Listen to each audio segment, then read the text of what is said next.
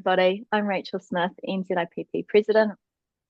We are fast approaching the New Zealand Photography Show opening in August this year in Christchurch. And the board are taking this opportunity to introduce and get to know a little bit more about some of our fantastic speakers and workshop presenters. Today, I am joined by Diederik van Heyningen. Welcome, Diederik. Hi, Rachel. Great. Thank Thanks you. for coming along. Can you tell us a little bit about yourself and the work that you do? Sure. I am a commercial advertising photographer based in Christchurch, South Island. Run a studio since 1996. That's when I got started my first studio, and have transitioned from editorial architectural photography into product photography, fashion photography, food photography, campaign work, you name it. We've moved with the goalpost shifts. We've moved to the new yes. That's You said the goalpost shift, and I do. this industry, I feel like the goalposts are constantly shifting. I can't compare it to many others, but the speed of technology changes now. That goalpost shift is so real. 100%, but that's also, I think that's what's so exciting. And it's helped me and I also want to talk about this because I've just year and a half ago, I've been diagnosed as being ADHD. And so shifting goalposts is perfect because then there's nothing the same. It just everything's changing, you're always adapting, always having fun, always learning new stuff. And you just roll with it. It's perfect. If it was all the same all the time, would that would not be good for me. Hmm. Yeah, totally agree with you on that one. Yeah. Yeah. Because you've done that yourself, right? You've Uh, moved around a lot. I'm a bit of a chameleon. But isn't it great? It is, yeah, yeah. You don't have time to be bored, and there's something to be said for constantly learning and Yeah. being able to freely admit that you don't know everything about everything. Hmm. There's so much to learn. There's so much excitement in the learning.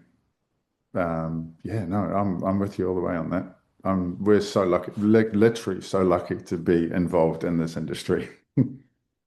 Yeah. Um, One of the things that I think we're lucky in this industry, which is not in the list of questions, but I'm going to add it Sure. in anyway, and they Go can for keep it in or cut it out, whatever they like, is just how completely open everyone in this industry is to giving others a step up, sharing knowledge and experience. And I've worked in other industries before that have been very, very Mhm. closed, whereas this one's very open and welcoming. Has it always been like that?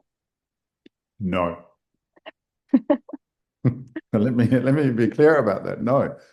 No, early on, it was so difficult. Everyone was guarding because a lot of people's success was based on the way they lit something, or a lens they used for something, or the way they processed film. Cross-processing film, pushing, pulling. It would create a look, a style that no one else could create, and that was unique to you. So you guarded that, and if you saw that in somebody else's work, you could ask, "How did you do that?" Good luck. They're not going to tell you. But I think all of that's changed so much, and there are no secrets anymore because everything you can learn online, anything and everything you can go pick up. And I think that's really nice because it comes down to working with clients now. How do you service them? Yeah, help change their lives. I've lost track now. But I think the sharing part for me, especially right now at the later stage in my career, is so nice because it means I can help people, and that's always been my reason for being in photography, is to help people sell their goods. My clients, help them sell their goods, their services, hang things on, that sort of stuff. So helping people is great, and now I get to do that, helping other photographers. It's very cool. Excellent. So, Diederik, if you could go back and give your younger photographic self one piece of advice, what would that be? Um, Dare to dream, dare to live, dare to love. And I know that sounds a bit airy-fairy and not photographically related, but we all dream, but there's always a ceiling to our dreams, and it's a self-imposed ceiling. The same goes for living and how we express ourselves through what we do in life, and for loving family, friends, ourselves even. So daring to dream, dreaming bigger than what you've ever dreamt before, because everyone dreams, but really daring to dream, big, bold dreams. I think if I'd done that more, and owned them more and gave myself permission to own those dreams and to fulfill them, my career would have looked a lot different. Excellent, thank you. Not that I'm happy with where it's been, but I can now see there's some things that I haven't achieved or done, which I kind of wish I had when I was younger, but we'll talk about those later. I'll bring them up on the All will be revealed. all will be revealed. Thank you. Excellent. Get those tickets. Yep. Be there. Yeah. Oh, thanks, Diederik. That's all right. Can you give us a taste of what you'll be sharing with us at the New Zealand Photography Show? Sure. I would like to share as much as I can. How to do that, I don't know yet, but we'll figure that out as we go, depending on the audience that's there. Basically, you can learn anything online technically, how to shoot f-stops, cameras, Photoshop processing, all of that stuff. That's easy. What I'd like to share is the stuff that is not so easy to learn through a video, is an interactive conversation where I talk about the career that I've had to date, which is 30 years, the highs and lows, the challenges, the technology changes, and how I've run with them, how I've things that have worked, things that have failed, so that there's hopefully learning in that for younger photographers, even experienced photographers that are stuck in an area. Maybe that can help them move on past something and create a good career for themselves. And there has been a lot of change in the photo industry since you started. Can you tell us a little bit about a creative risk that you took that's paid off for you? A creative risk.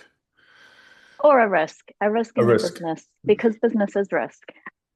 Look, that depends to some degree on your definition of risk, but almost daily, taking on, as simple as taking on a shoot that you're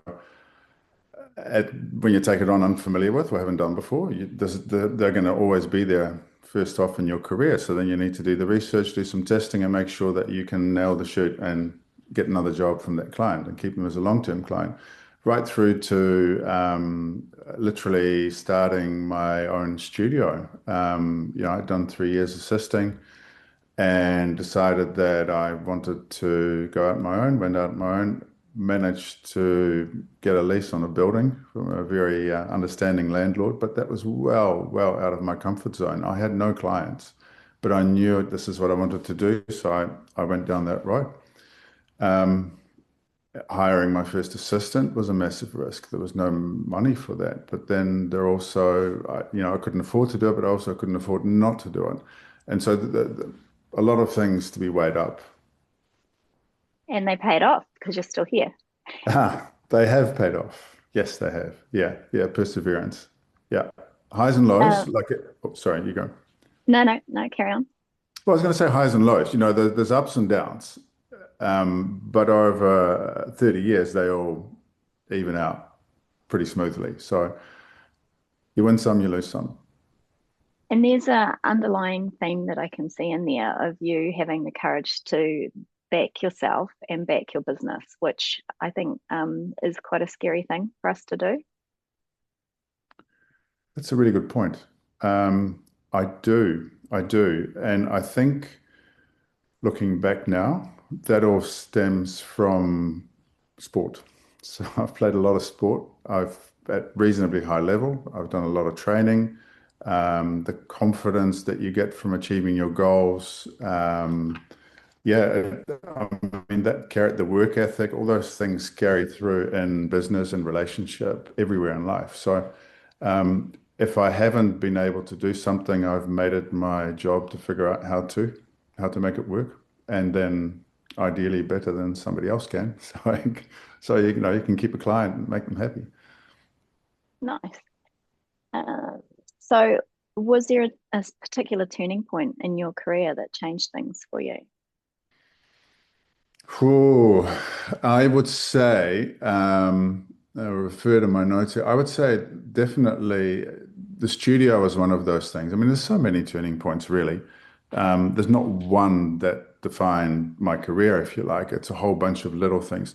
Getting the studio was big, and I can see that now. Well, actually, I could see that probably a couple of years after I started it because he's got a studio. Wow, he must be good. So clients don't always know who is good and who's not. It's really difficult for them to hire a photographer, really, because they don't know how to do it themselves. They don't know what to look for. So if you've got a studio, wow, you must be good.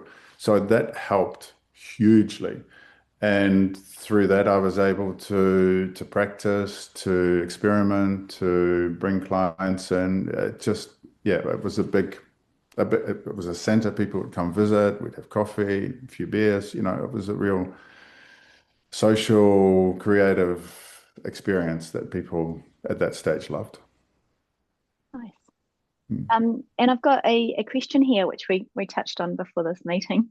Um, Tell us a little bit about you and the work that lights you up. And we talked about photography, sort of, and creativity and sparking it. Yeah, that's the question I was hoping that you weren't really going to ask. And I'm quite happy to skip. I can't say I'm super excited about any type of work right now. Um, that also throughout my career has come and gone, and it's come and gone on different genres, different subjects. Um, I've always been consistently excited about making my clients happy. So that's been a key for me. And I've always put that as number one priority. That's how I'm made up. And the second priority is actually used to be for my own creativity, but then as I got older and needed more responsibility to mortgage and family, it's become a financial thing. So clients happy, financial outcome that's sustainable for life and business and keep staff employed. And then third would be my own creativity, which has gone by the wayside for so long now. I've forgotten how to be creative for myself. So I'm inspired. I'm excited about the possibility of being creative again and actually finding a true voice for myself as opposed to all my clients. Because as a commercial in fact, as any photographer, if you're photographing for money, then you're literally working for your client and you need to execute what it is that they need to promote themselves, their goods, their services, sell stuff. So I don't have to do that so much anymore now, and I can now start focusing on my own work, which is super exciting. So watch this space. It sounds great. There's a lot to be said for technical excellence and the ability to listen and execute what a client wants, because you may not always agree with them. And so, if that's what leads to business success, then I think more of us should be doing that. Totally Um, agree. Just on that, it's really awesome you bring that up because I think part of the key to our success has been as a team, the three of us, would be to listen to what a client wants and through that listening figure out what they actually need, which which quite often they miss, and then working with them in such a way that they will be happy to experiment and get to where I think they need to go. And more often than not, that's worked for them. So that's also part of the reason why we've been successful is actually filling that need that they've got. Mm. yeah, that's excellent. So, what does great photography mean to you today? Oh. Things are changing Um, a lot. yeah, you are. Hmm. So great photography, I think for me, it was technical. It was something that I hadn't seen before that was really difficult to do. Um, that was a long time ago, back when things were technical, because anything you can do now so easily. So for me now, great photography is something, is an image, is something that provokes, that moves me, that touches me, that really grabs me in a way that a simple picture can't do. Does that make sense? So I need to Yes. be emotionally moved. No. Yeah. I mean, it makes sense. Yeah. What's another one? But you've been to our photography show before, have you? The New Zealand Photography Show, or have you Uh, been to the judging? yeah, 100%. I judged many years ago in the early 2000s, and I've entered print in the awards. Yeah, 100%. Yeah. Excellent. So, Yeah. if someone was sort of sitting on the fence about attending the Iris Awards judging or the New Zealand Photography Show, regardless of stage in their career, what would you say, or why they should join us in Christchurch this year? Yeah, look, I thought about that one a fair bit actually. So I think anyone that's sitting on the fence, have a look at yourself and try and be honest with yourself. I think if you're sitting on the fence, it means you've got preconceived ideas about what you are or aren't, well, actually more like what you aren't going to learn at that conference.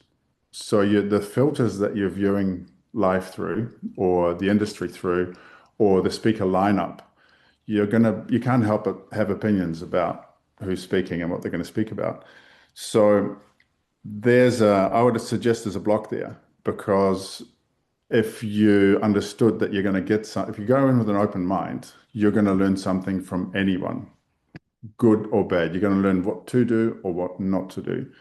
So I would say get off your ass, buy some tickets, get down to Christchurch, be there, come with an open mind, soak it up, and be prepared to be woke, because you guys do an awesome job. There's so many great speakers. A little bit intimidating for me, actually. Oh, But you'll be great. I can't wait to hear myself. So yeah, attending some of those workshops, be there. That's great advice. Thanks, Diederik. And thank you very much for your time today. You're welcome. My pleasure. My pleasure. Looking forward to the event. And well done, you guys, for all the effort you're putting into it, because it's huge. Yes.